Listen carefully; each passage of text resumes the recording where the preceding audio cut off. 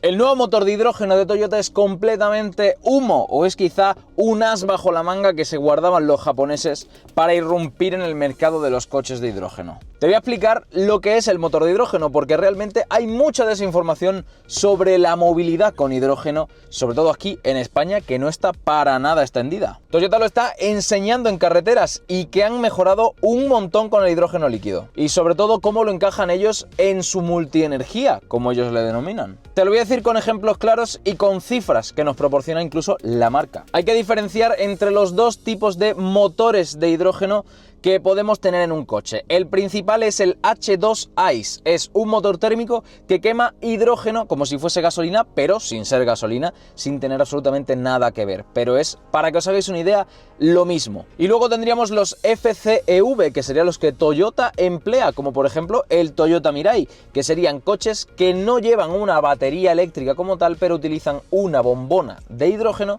como si fuese su batería y luego una pila de hidrógeno que es la que convierte el hidrógeno en electricidad para así poder alimentar al motor eléctrico. Porque sí, los coches de hidrógeno en realidad son como coches eléctricos. Toyota está probando el H2 ICE en algunos motores que usan para competición, pero nada de motores de calle por ahora, porque la verdad que son muy ineficientes. Pero este motor de hidrógeno, ¿qué pasa con él? Pues os voy a contar algunas cosas sobre este H2 ICE. Toyota nos ha enseñado algunos prototipos con hidrógeno líquido que es más denso que el gaseoso en el GR Corolla de carreras y en el GR LH2 Racing Concept, que lo han presentado en Le Mans en 2025. ¿Y por qué en circuito? Porque allí expones al motor a lo peor, a calor, a paradas muy rápidas, a que el motor no se enfríe del todo. Así puedes poner a prueba esta tecnología al 100%. Y luego este conocimiento lo pasan a flotas para así poder ver mucho más detalladamente qué le puede ocurrir. ¿Y es humo o puede ser realidad? Pues ojo, porque según un artículo de The Verge, en noviembre de 2024 Toyota lleva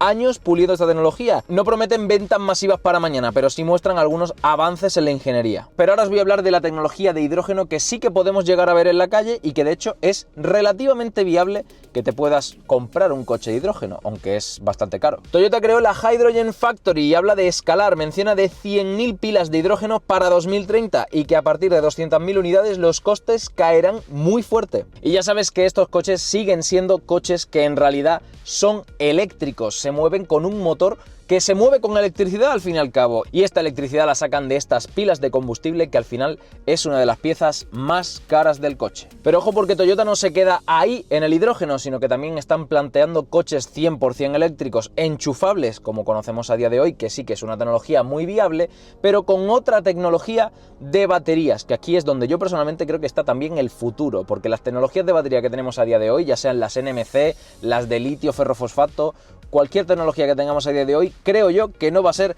el futuro, porque realmente seguimos necesitando cargas más rápidas y quizá un poquito más de autonomía. Así que Toyota plantea las baterías de estado sólido, que aquí hay bastante para hablar. Toyota se ha aliado con Idemitsu, una alianza que pretende industrializar el electrolito sulfuro y montar una planta de esta tecnología con el litio en el 2027. Pero aquí estamos hablando de muchas tecnologías diferentes. ¿Para qué sirve cada una? Pues el primero que te he hablado, el H2 ICE, el motor de hidrógeno, hoy solo sirve para laboratorios y para carreras. Sería un nicho potencial si el coste del kilo de hidrógeno bajase dramáticamente, pero la logística criogénica y la seguridad no creo que maduren en un corto plazo. Y luego los vehículos de pila de hidrógeno, los que estamos viendo como por ejemplo el Toyota Mirai, pues este tipo de tecnología sí que es aplicable a día de hoy. Incluso vemos autobuses y algunos coches eléctricos que sí que funcionan con hidrógeno, pero ojo, porque sigue siendo bastante caro. El eléctrico convencional, como Toyota que nos acaba de presentar el CHR Plus, pues mucho ojo porque esta tecnología sí que es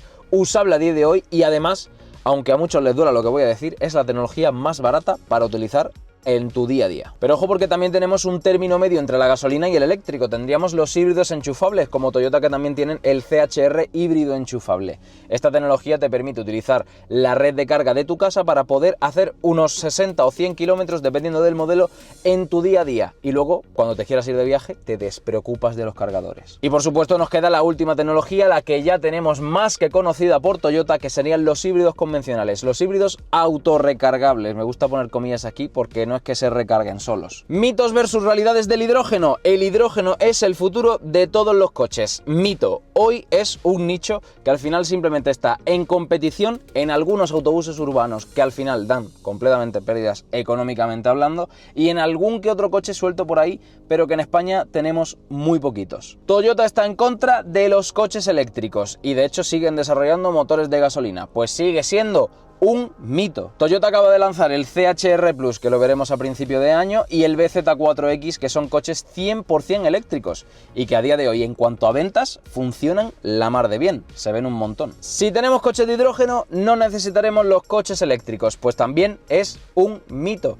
Seguimos necesitando la tecnología de baterías para que estos coches de hidrógeno puedan seguir funcionando. Y además, los coches de hidrógeno no creo que arranquen del todo en España. Entonces, ¿qué hay detrás del tema del hidrógeno en cuanto a los nuevos Toyotas de hidrógeno? Pues es ingeniería real, puesta muy al límite en cuanto a competición, pero nos va a acelerar el aprendizaje en cuanto a bombas, depósitos, la criogenia que necesita este hidrógeno, porque date cuenta que va a una presión tan alta que la temperatura también es muy baja. Y toda la logística que conlleva el hidrógeno es muy compleja, mucho más que la de la gasolina o la de un coche eléctrico. ¿Sustituirá a los coches eléctricos? Pues no lo creo, pero sí que puede encajarse en el mercado para cierto tipo de usos, como por ejemplo lo que te acabo de comentar, para camiones, autobuses, para este tipo de vehículos sí que puede llegar a ser un poco más inteligente. Toyota parece ser que no se casa con nadie y sigue apostando por todas las tecnologías a la vez, menos una, que es el diésel. Así que déjame por los comentarios, ¿te comprarás un coche de hidrógeno cuando esto sea rentable y aparezcan más coches de hidrógeno por la calle? A día de hoy, para que te hagas una idea, en Madrid solo tenemos una hidrogenera, una hidrolinera para poder repostar el hidrógeno. Y repostar no es tan rápido como parece, ¿eh? No es como echar gasolina que tarda literalmente un minuto. Se tarda más tiempo porque va a muchísima presión. Os voy a estar leyendo por aquí por los comentarios, que siempre me parece muy interesante todo lo que me decís, y nos vemos en el siguiente vídeo. Hasta luego.